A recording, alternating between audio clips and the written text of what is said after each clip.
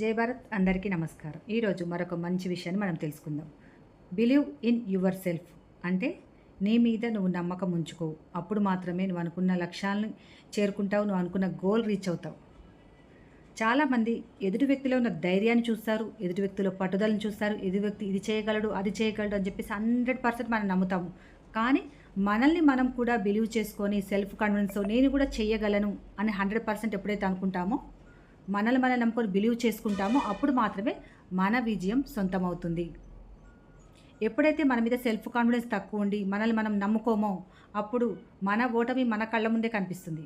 కాబట్టి ముందు believe in your self. నిన్ను నువ్వు నమ్ముకో.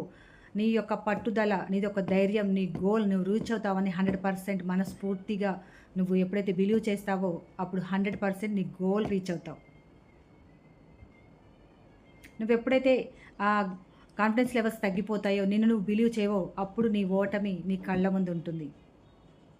కాబట్టి ఏదైనా గెలుపైనా ఓటమైనా అది నీ ద్వారా మాత్రమే 100%.